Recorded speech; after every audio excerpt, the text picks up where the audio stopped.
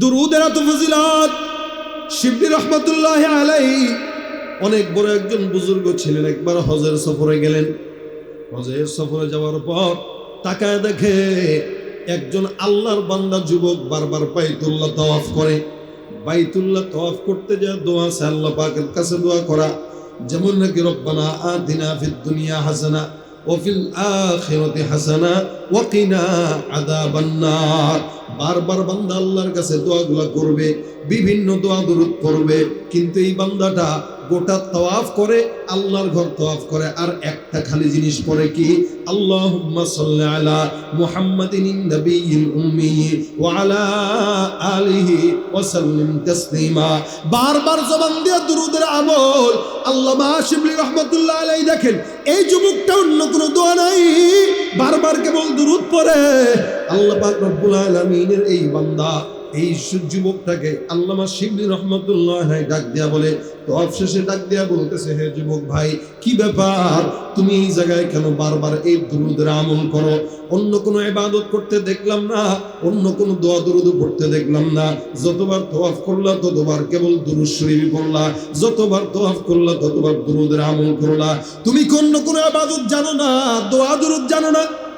যুবক ডাক দিয়া বলে, হুজুর, আমি বারবার কেন বাইতুল্লাহ তাওয়াফ করে আর এই দুরূদ শরীফ পড়ি, এটার পিছনে অনেক বড় একটা রহস্য আছে। এই রহস্যটা যদি আপনিও শুনেন, আপনিও দুরূদ পড়া শুরু করবেন। আল্লামা শিবলি রহমাতুল্লাহ আলাইহি বান্দাকে ডাক দেয়, চলো দেখি তোমার ঘটনাটা আমি শুনতে আগ্রহী। যুবকটা বারবার বলে, হুজুর, আমি অনেক দূর থেকে মক্কায় হজের জন্য রওনা হয়ে গিয়েছিলাম। আমি আমার বাবার সঙ্গে রওনা হইলাম। পথিমধ্যে বাগদাদ শহরের মধ্যে আমার বাবা অসুস্থ। আমি আমার বাবাকে এক জায়গায় বসাইলাম। বসানোর পর আমার বাবাকে সেবা শুশ্রূষা করা শুরু করে দিলাম। আমার বাবা সুস্থতা ক্রমেই বাড়তে লাগলো, ক্রমান্বয়ে বাড়তে লাগলো। হঠাৎ করে আমার বাবা মৃত্যুর কোলে ঢলে গেল। আমি আমার বাবার ইন্তেকালের পর আমি তাকায় দেখলাম আমার বাবার চেহারাটা একদম কালো হয়ে গেছে, আমার বাবার চেহারাটা কুৎসিত হয়ে গেছে। আমি অবাক যে আমার বাবাটা সারা জিন্দগি ভর এত আমল করার পর এমন কোন বদ আমলটা ছিল যে আমলের কারণে চেহারা কুৎসিত হয়ে গেছে। হাজার মানুষকে ডাকলাম, কেউ জানাজা পড়ায় না, কারণ লাশের অবস্থা একমাত্র অন্যরকম হয়ে গেছে, আগের মতো নাই। যেই সুন্দর চেহারা, চেহারার মধ্যে কেমন যেন কালো হয়ে গেল, কেমন যেন বিকৃত হয়ে গেল। দুশ্চিন্তার চাপ, জানাজার নামাজ কেউ দেয় না, কাছেও কেউ আসে না। আমি পেরেশান হয়ে গেলাম, লাস্টে এখন কি করব? হজের সফরের মধ্যে আমি আমার বাবাকে নিয়ে সারা রাত বসে থাকলাম। কেউ জানাজার নামাজের জন্য পেলাম না, কেউ সামনেও আসলো না। আমি সকালবেলা হঠাৎ করে ঘুমের ছন্ন হয়ে গেলাম, নিদ্রাচ্ছন্ন হয়ে গেলাম। ঘুমের মধ্যে আমি স্বপ্ন দেখলাম। ঘুমের মধ্যে তাকায় দেখি আমার ঘরের মধ্যে আমার সামনে একজন যুবক হাজির। এমন সুন্দর, মাথার মধ্যে পাগড়ি, চেহারা বড় নূরান্বিত চেহারা। আমি যুবককে বললাম, হে যুবক, তুমি কে? যুবকটা কোনো কথা বলে নাই, সুন্দর করে আমার বাবার চেহারার মধ্যে হাত বুলায়। আমার বাবার চেহারার মধ্যে যখন হাত বুলাইলো, আমি আল্লাহর কসম তাকায় দেখলাম আমার বাবার চেহারাটা কুৎসিত থেকে নূরে নূরান্বিত হয়ে গেল। আমি যুবকটাকে ডাক দিয়ে বললাম, যুবক তুমি কে? যুবক ডাক দিয়ে আমাকে বলল, আকায়ে নামদার মুহাম্মদুর রাসূলুল্লাহ সাল্লাল্লাহু আলাইহি ওয়াসাল্লাম। পরিচয় পেয়ে আমি যুবকের হাত ধরে চুমা খাওয়া শুরু করলাম। ইয়া রাসূলুল্লাহ, স্বপ্নের মধ্যে আপনাকে দেখে ফেললাম নবী। আমার নবীর চেহারা এমন সুন্দর, যেটা বর্ণনা করার মতো চোখ আমার হয় নাই, বর্ণনা করার মতো জবানও আমার হয় নাই। জাবের বিন সামুরাও পর্যন্ত বর্ণনা করতে পারে নাই, অসংখ্য সাহাবীরাও বর্ণনা করতে পারে নাই। আল্লাহর নবীর সাহাবী আল্লাহ পাক রব্বুল আলামিনের হাবিবের বেলায় ডাক দিয়া বলেন, মা আহসানা মিন কালাম তারাকাত আইনি। জমিনের মধ্যে এমন কোন চক্ষু নাই যেই চক্ষুটা মুহাম্মদের চাইতে অনেক সুন্দর কোন মানুষ জমিনের মধ্যে দেখেছে। না না, আল্লাহর নবী জমিনের মধ্যে যত মানুষ জমিনের মধ্যে আসছে, আদম থেকে নিয়ে আজ পর্যন্ত বা কিয়ামত পর্যন্ত, রাসূলের সৌন্দর্যের মতো সৌন্দর্য কোন সৃষ্টির মধ্যে আল্লাহ পাক দেন নাই। জোরে বলেন সুবহানাল্লাহ।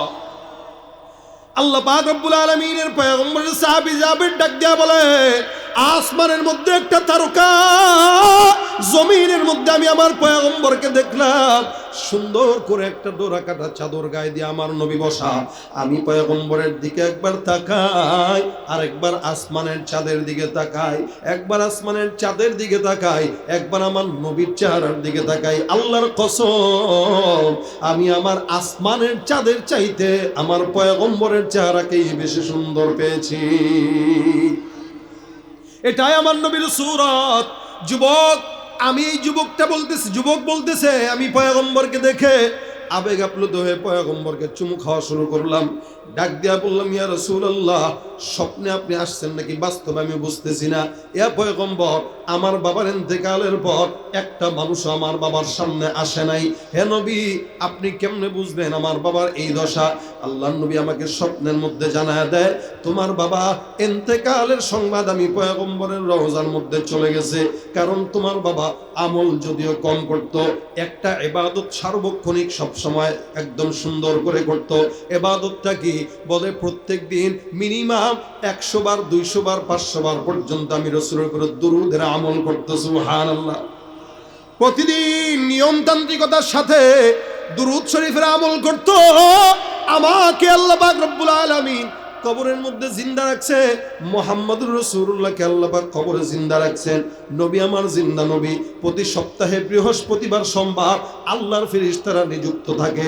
আপনার নাম সহ, বাবার নাম সহ, ঠিকানা সহ পয়গম্বরের রওজার মধ্যে সওয়াবগুলো পৌঁছানো হয়। আল্লাহর নবীর রওজায় যখন আপনার সওয়াব চলে যায়, নবী যতবার আপনার নামটা দেখবে ততবার রাসূলের কাছে আপনি পরিচিত হয়ে যাবেন। যত বেশি পরিচিত হবেন, আল্লাহর কসম, আল্লাহর নবী আপনার জন্য তত তাড়াতাড়ি সুপারিশ করবে। নবী ডাক দিয়া বলেন, তোমার বাবা প্রতিদিন এরকম ভাবে সওয়াব পাঠাইতো, কিন্তু গতকাল পাঠায় নাই। আমি জানতে পারলাম তোমার বাবার হালত খারাপ, ইন্তেকাল করছে। আমি পয়গম্বর, যেহেতু তোমার বাবা জিন্দেগিতে আমি নবীকে ভুলে নাই, সুতরাং আমি রাসূল তোমার বাবার কঠিন দিনেও তোমার বাবাকে আমি ভুলবো না। যার কারণে আমি পয়গম্বর সুপারিশ করার জন্য তোমার বাবার কাছে আমি আল্লাহর নবী চলে আসছি। স্বপ্নে যোগে আমার পয়গম্বরকে আমি দেখলাম, আমার বাবার কপালের মধ্যে হাত দিয়া আলোকময় চেহারা করে দিল। যুবক স্বপ্ন দেখে লাফ দিয়া উঠে যায়। আল্লাহওয়ালা শিবলি রহমতুল্লাহ আলাইহিকে ডাক দিয়া বলেন, ও বুজুর্গ, আপনি কি আমি জানি না আমি পয়গম্বরকে স্বপ্নের মধ্যে দেখলাম। কোন বান্দা যদি পয়গম্বরকে দুরূদ শরীফ পড়ে বারবার আল্লাহর নবীর রওজায় সওয়াব পাঠায়, আমার পয়গম্বর ওই বান্দাকে ভুলবে না। কারণ কি? রাসূল সাল্লাল্লাহু আলাইহি ওয়াসাল্লামকে যদি কেউ এরকম সুন্দর করে দুরূদ শরীফ মনে করে পড়ে মনে করে, আমার রাসূল বলে, যেই বান্দা আমাকে জমিনে ভুলে না, আমি নবীও ওই বান্দাকে কিয়ামতে ভুলবো না।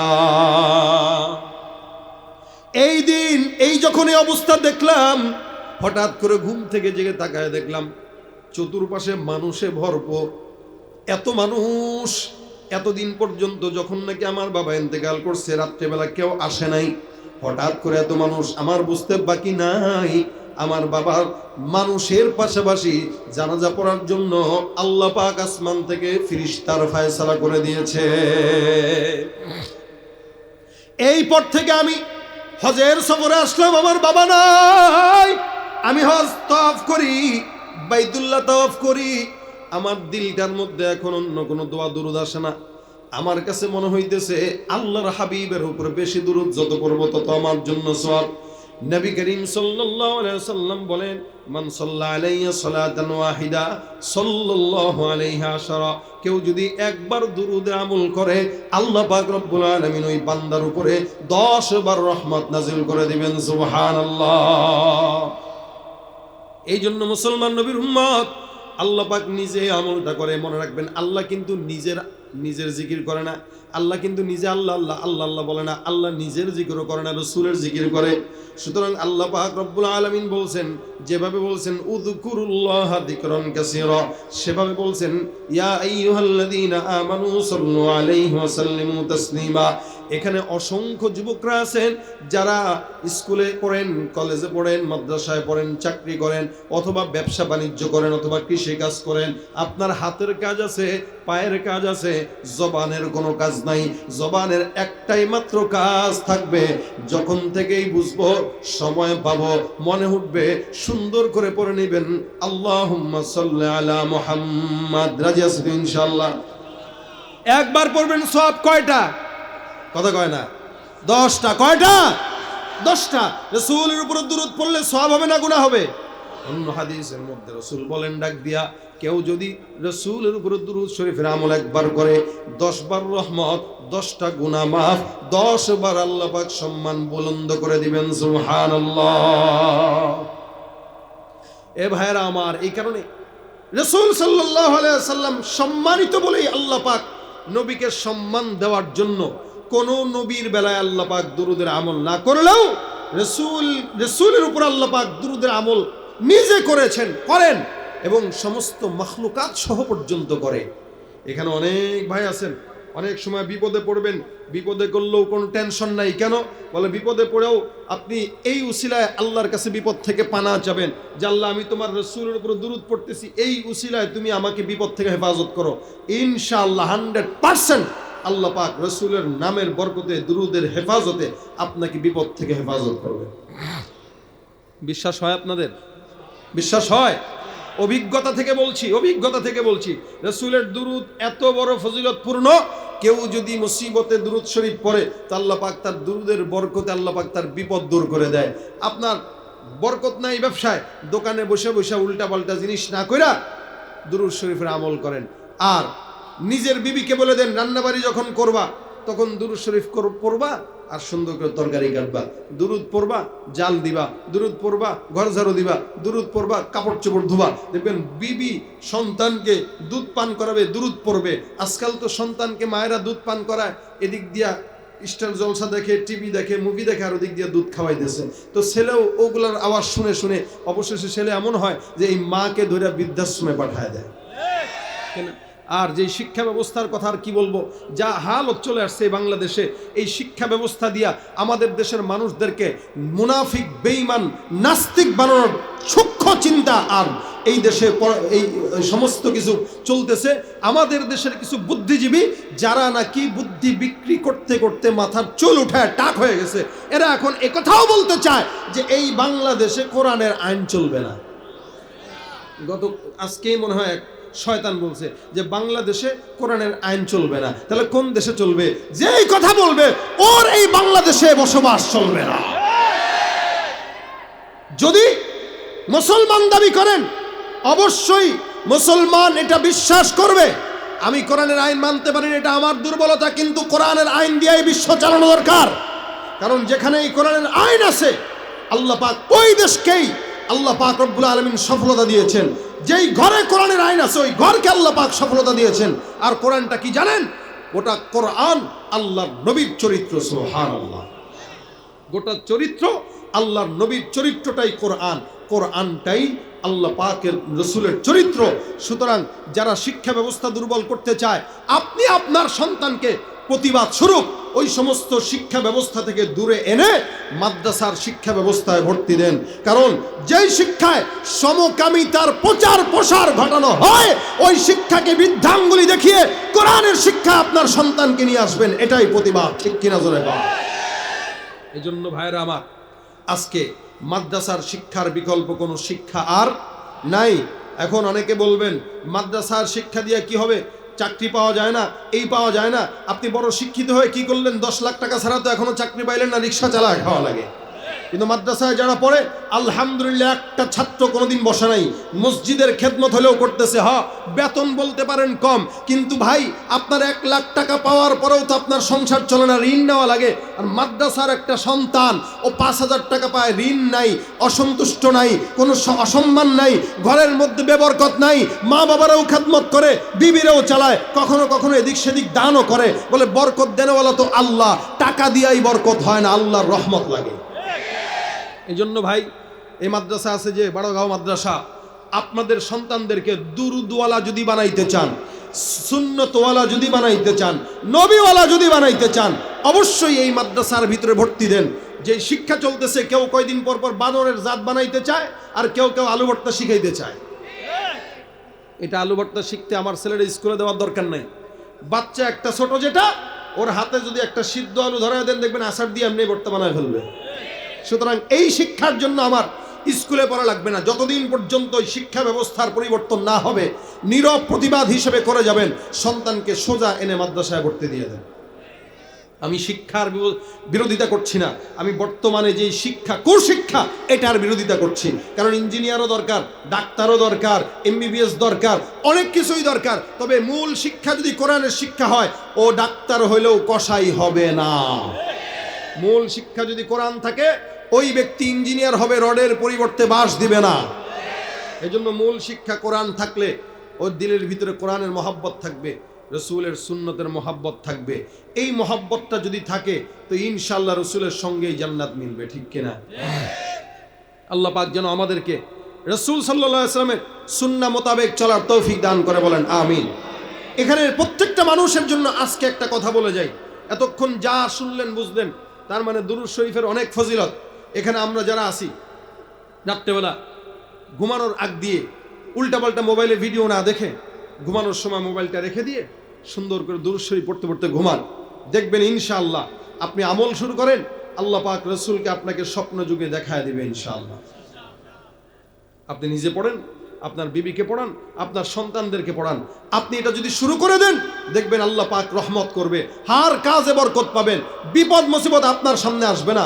সবচেয়ে বড় জিনিস যেটা, আল্লাহর রসুলকেও স্বপ্নে দেখাবে। আর মনে রাখবেন, যে রসুলকে স্বপ্নে দেখলো, সে কিন্তু রসুলকেই দেখলো, অন্য কাউকে দেখলো না। কেন? রসুলের সূরতে শয়তান কোনোদিন স্বপ্নে আসার সুযোগ নাই। এই জন্য যখন সময় হয়, ছোট্ট দুরূদ সাল্লাল্লাহু আলাইহি ওয়াসাল্লাম, আল্লাহুম্মা সাল্লি আলা মুহাম্মদ, আল্লাহুম্মা সাল্লি আলা মুহাম্মদ, আল্লাহুম্মা সাল্লি আলা মুহাম্মদ, একবার পড়বেন তো 10টা রহমত হয়ে গেছে। নবী বলেন, কেউ আমার নাম শুনলো আর দুরূদ পড়লো না, ওই ব্যক্তির উপরে আল্লাহ পাকের লানত, নাউযুবিল্লাহি মিন যালিক। যে ব্যক্তি দুরূদ পড়লো, রসুলের দুরূদ শুনলো কিন্তু দুরূদ পড়লো না, রসুলের নাম শোনার পরেও দুরূদ পড়লো না, রসুল বলেন ওই ব্যক্তির উপরে আল্লাহর লানত। কার লানত? আল্লাহর লানত। এই কারণে দুরূদের আমল করেন, দেখবেন কিছুদিন পরে দাড়ি রাখতেও মন চাবে। দুরূদের আমল করেন, কিছুদিন পরে সুন্নতি পোশাক পরতেও মন চাবে। দুরূদের আমল করেন, কিছুদিন পরে পাগড়ি উঠাইতে মন চাবে। দুরূদের আমল করেন, আল্লাহ পাক আপনাকে কবুল করে রসুলের রওজার কিনারায় নিয়ে যাবে। যাইতে রাজি আছি না ইনশাআল্লাহ? আল্লাহর নবীর রওজা দেখতে রাজি আছি তো ইনশাআল্লাহ? মনে বড় আশা ছিল যাব মদিনায়, সালাম আমি করব গিয়ে, সালাম আমি করব গিয়ে নবীর রওজায়। মনে বড় আশা ছিল যাব মদিনায়, মনে বড় আশা ছিল যাব মদিনায়। আল্লাহ পাক আমাদেরকে তৌফিক দান করুক, বলেন আমিন। যা শুনলাম, যা শুনবো, আগামীকালও মাহফিল হবে, অনেক বড় বড় আলোচকরা আপনাদের এখানে আসবে। আপনারা মন ভরে আলোচনা শুনবেন, অনেক দামি দামি কথা শুনবেন। আমি তো ভাই আপনাদের কাছে 2-4টা কথা বলছি, আমার এলমে যতটুকু, ছোট্ট এলমে যতটুকু আসে। বাকি এলেমে ছোট্ট হইতে পারি, কিন্তু যে কথাটা বললাম কথাটা ছোট্ট না, কথাটা অনেক বড়। রাসূল সাল্লাল্লাহু আলাইহি ওয়াসাল্লামের দুরূদের ফজিলত এটা অনেক বেশি। এই কারণে আমি সহ আপনারা এখানে যারা আছেন, আপনারা নিয়ত করেন, এখন থেকে যখন সময় পাবো চুপচাপ বসে না থেকে রাসূলের উপরে একটু দুরূদের আমল কারা কারা করব, হাতটা উঠায় দেই। আল্লাহ তুমি আমাদেরকে নিয়ত করো, তৌফিক দান করো, আমল করার তৌফিক দান করো, যারা বলেন আমিন। আল্লাহ পাক রব্বুল আলামিন প্রত্যেকটা যুবককেই যেন আমল করার তৌফিক দেয়, মুরব্বীদেরকেও যেন দেয়, মা বোনদেরকেও যেন দেয়। পাশাপাশি আজকের এই 2 দিনব্যাপী মাহফিলে যারা সহযোগিতা করে এই মাহফিলটাকে সৌন্দর্যমণ্ডিত করেছে, আল্লাহ পাক যেন তাদের সমস্ত সওয়াব রাসূল করিম সাল্লাল্লাহু আলাইহি ওয়াসাল্লামের রওজা মোবারকে পৌঁছায় দেয়, যারা বলেন আমিন। আল্লাহ পাক আমাদের এই সব কথা কবুল করুক। ওমা তৌফিকি ইল্লা বিল্লাহ। যা শুনলাম আল্লাহ পাক যেন এগুলো কবুল করে। আমার সময় অনেক কম, যার কারণে দূরে যেতে হবে। যতটুকু সময় দিয়েছি, আল্লাহ পাক আবার কখনো দেখা হলে ইনশাআল্লাহ কথা বলবো। আসসালামু আলাইকুম ওয়া রাহমাতুল্লাহি ওয়া বারাকাতুহু।